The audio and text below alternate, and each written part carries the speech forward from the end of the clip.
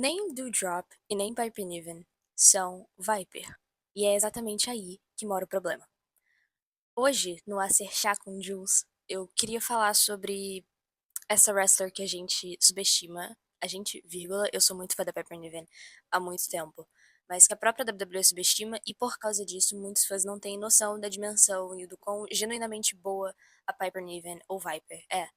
Houve um tempo uns bons 6 anos atrás que eu costumava escutar o nome Viper e eu pensava em força, eu pensava em ingenuidade e tudo isso. E pra quem não sabe, a Piper Niven ou Viper, ela vem de circuitos europeus, circuitos japoneses, e ela era tudo que desafiava a narrativa clássica feminina, em termos de storyline, em termos de corpo, em termos de storytelling, em termos de estilo de luta. Então, a Piper sempre foi muito gigante nos circuitos independentes. Eu trouxe até alguns dados pra vocês verem as conquistas dela, que eu vou ter que ler porque eu não lembro de cabeça.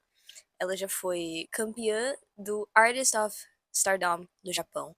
Ela foi 2 vezes campeã da ICW, uma dessas sendo campeã inaugural, rivalizando contra Kaylee Ray, agora Alba Fire, e contra Nikki Storm, agora Nikki Cross.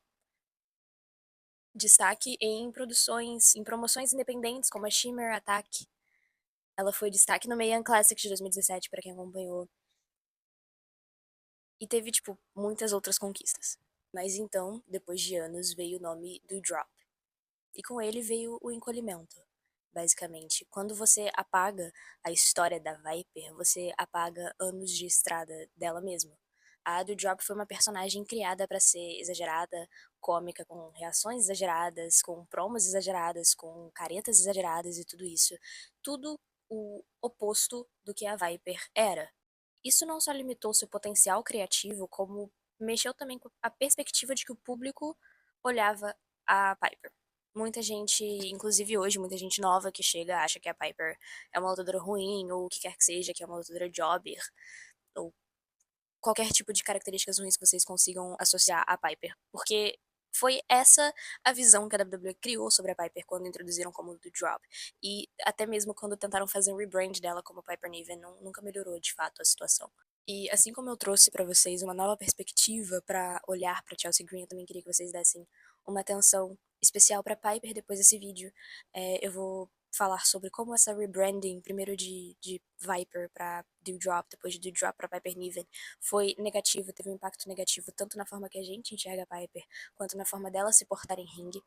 Então, escutem com bastante carinho, com atenção, que eu vou elaborar tudo bonitinho pra vocês. A personagem da Dewdrop, ou mais especialmente a infantilização da personagem da Dewdrop, serve como exemplo de como a insensibilidade e falta de visão na criação de gimmick pode impactar tanto dentro de uma gimmick, dentro de uma wrestler, dentro da visão mesmo de como a pessoa enxerga aquele wrestler X, e as deixam de reféns de estereótipos que não condizem com a sua verdadeira capacidade. Principalmente na divisão feminina, onde representatividade e força é, são tão significativos para a divisão, né, para a melhoria da divisão especialmente, ter personagens como a do Drop por trás de wrestlers tão sensacionais como a Piper é um desserviço e até um atraso para nossa divisão. A Piper Niven ela é muito mais do que uma personagem caricata. Ela é uma lutadora completa, com uma história enorme, com vários feitos incríveis na carreira dela, e ela merece ser tratada com a capacidade e o talento que ela demonstra, ou demonstrava pelo menos nos circuitos independentes. E com isso, a do Drop virou só mais um nome na longa lista de mulheres que foram tratadas com comicidade dentro da TV. E aí veio a Piper Niven, a retomada do nome em si, que significava muito mais do que apenas um gesto, alguma mudança de química, alguma rebranding. Foi uma retomada de narrativa, em certo ponto. A Piper, ela estava infeliz com a gimmick da Dewdrop, assim como ela manifesta várias e várias vezes. Eu vou deixar a entrevista que ela fala sobre aqui pra vocês verem. Dewdrop, talk to me. How dare you? I was having such a nice weekend. Why? I mean, we don't need to go into the why, but I guess a better question is, how did it feel to get Piper Niven back? How did that conversation go? Was it a relief? Was this coming from Triple H? This Yes. change back to Piper? So it was very bizarre, like how the whole thing, even came about, because for over 10 years of my life, I had put stock into Viper, which then became Piper, and then suddenly removed from my environment, brought to the big bad America, and really it was a sink or swim moment. And you know, I really didn't have any other choice but to at least try and keep my head above water and swim. And I really felt like I tried my best to understand Dewdrop and make her work. But for me, I'll be thankful to her because, again, I believe everything from the universe is a learning experience and it's all a necessary thing that we have to go through. But getting Piper back to me was just, I got my identity back. Because for me, Piper was always the person that I wanted to be when I was younger. You know, I wasn't allowed to be angry. I wasn't allowed to fight and stand up for myself when I was younger. So Piper was that person that I always hoped I could be. And I hope that like when I know there's a lot of kids who are bigger kids or maybe get picked on and stuff like that. I hope that when they see Piper, she makes them feel like they can stand up for themselves as well. And it was kind of like the antithesis of all of that. Like, I got to stand up for myself again. I got to be Piper. So that was how that felt like. Então, quando enfim a Piper recuperou o seu nome de ringue, né, o seu, entre muitas aspas, o seu nome de ringue, a expectativa era de que a gente tivesse algo de volta como o que a Viper foi, ou algo pelo menos próximo ao que a Viper foi, ao que a Piper construiu durante todos os anos nos circuitos independentes, título a título, luta por luta, em 3 continentes diferentes. Mas o que a gente recebeu foi um rascunho de algo promissor, basicamente, e mais um retrocesso disfarçado de empoderamento. E hoje, a gimmick que a Piper se encontra, muitas vezes já criticadas, não aqui especialmente no TikTok, mas no meu perfil no Twitter, no perfil do Acervo no Twitter, essa gimmick foi criticada várias e várias vezes, como a WWE gosta de chamar de Secret Harvest, a Piper foi mais uma vez jogada em mais uma storyline cômica, porque o grupo Secret Harvest, que conta com a Chelsea Green, que conta com a Alba Fire, conta com a Piper Niven, 3 grandes wrestlers, está sendo resumido em um alívio cômico do SmackDown. Está sendo resumido a 30 segundos de risadinhas toda semana e lutas onde elas só perdem, basicamente. Eu não consigo realmente me lembrar qual foi a última vitória desse grupo. E é aí que a gente volta ao mesmo ponto de antes. O problema não é a Piper, é como tratam ela. Ela foi mais uma vez jogada para ser um alívio cômico. Ela foi mais uma vez jogada para ser uma guarda-costas, para servir como até então como um corpo para as defesas do US Title, mas agora nem isso tá acontecendo mais, porque a Chelsea perdeu o US Title. A Alba Fire, que tipo, tem reconhecimento internacional, também veio dos mesmos circuitos independentes que a própria Piper, também está sendo reduzida a ser guarda-costas da Chelsea Green. E não é reduzindo o trabalho da Chelsea Green, vocês já viram o vídeo aqui, digo, o Secret Harvest em si reduz muito o que essas 3 podem fazer. A sensação é que todas as 3, embora muito talentosas, inclusive muito mais talentosas do que muita gente que a gente tá vendo lutando semanalmente, estão sendo reduzidas a esse alívio cômico, estão sendo reduzidas a esse grupo engraçadinho pra fazer segmentos de 30 segundos por semana. E a pergunta que fica é, quando é que a WWE vai parar de ignorar história, de ignorar a profundidade e complexidade de mulheres históricas que fizeram história exatamente nos circuitos independentes, para utilizar elas como personagens cômicas recicladas. E é até irônico que alguns meses atrás eu tenha vindo aqui criticar esse mesmo posicionamento da WWE com a Chelsea Green, e muito provavelmente daqui a algumas semanas eu vou trazer esse assunto novamente para falar agora da Alba Fire, porque gente, eu acho completamente inaceitável a gente ter o Secret Harvest com 3 lutadoras sensacionais, que tem lutas maravilhosas nas indies, que tem lutas maravilhosas na WWE até, serem resumidas a esse grupo de piada, cara. Isso não faz sentido pra mim, desculpa. Porque quando uma mulher como a Piper Niven, com o seu peso simbólico, sua história por trás da personagem, é tratada como uma peça descartável de comédia, não é só ela que perde, é a memória coletiva que ela construiu para a personagem dela. É o público que perde, porque, igual eu falei anteriormente, a representatividade importa, força dentro da divisão feminina importa. E então, o seu talento no ringue, ele é ofuscado por reações exageradas, situações cômicas, caretas cômicas e todas as situações que eles usam para fazer alívio cômico.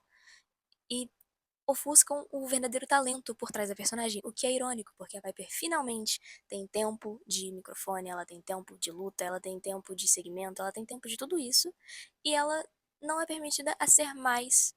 Ela ainda continua sendo uma versão menor do que ela ainda era. Sim, ela está aparecendo, sim, tem humor que funciona, mas quando o humor é o único caminho criativo que a WWE apresenta para as mulheres que não estão no main event, é aí que mora o verdadeiro problema.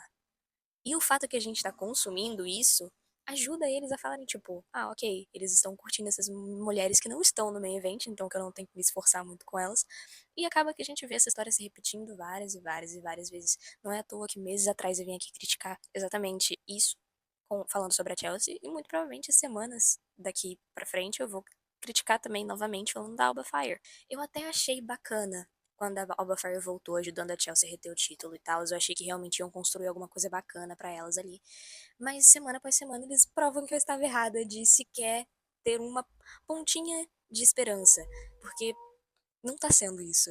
E chega até a ser cruel, porque agora elas finalmente estão tendo tempo demais, estão tendo tempo de luta que eu queria pra elas, enquanto elas ainda estavam no NXT, tinham acabado de subir pro main roster. E às vezes, pra algumas pessoas, isso é o suficiente, porque elas estão tendo tempo. Mas pra quem viu, como por exemplo eu, pra quem viu a Piper, né, como Viper, no caso, pelos circuitos independentes, sendo, pô, histórica no Japão. Ela foi campeã no Japão, foi campeã inaugural na terra dela, né, na Escócia.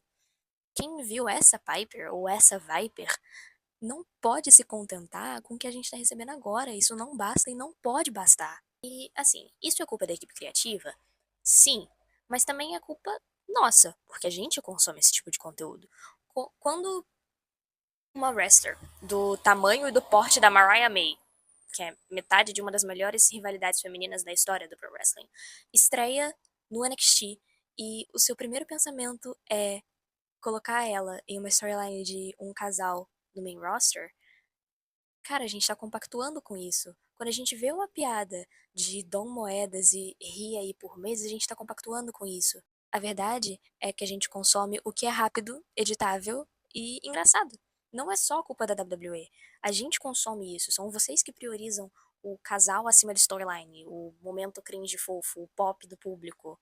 Ah, porque tal pessoa tem pop, então ela tem que ganhar o cinturão. Então, assim, é culpa da equipe criativa?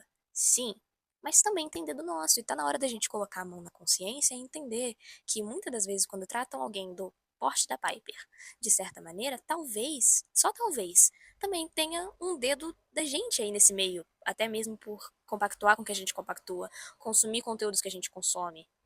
Esse é o efeito de uma cultura de consumo que prioriza o carisma sobre a profundidade. Então, com isso, personagens femininas viram estética. E é o que a gente tá vendo acontecer com a Chelsea. Ela virou uma estética. É o que a gente tá vendo acontecer com a Alba, com a Piper, na Secret Harvest. E o TikTok não é o vilão. O algoritmo só mostra o que a gente para pra assistir. Então, se a gente continua premiando raso com a nossa atenção, não dá pra reclamar quando personagens com profundidade deixam de existir pra dar espaço a personagens totalmente superficiais que vão servir como um alívio cômico por 30 segundos. E talvez o mais duro de admitir seja isso, porque a gente ri, a gente compartilha, a gente engaja com esse tipo de coisa. A gente engaja exatamente com aquilo que desvaloriza o personagem que a gente tanto diz querer ver mais.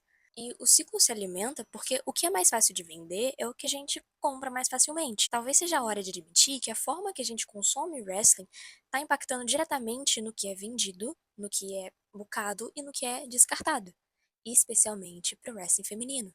Então a pergunta que eu vou deixar é: quando foi que a gente começou a preferir ser entretido do que impactado?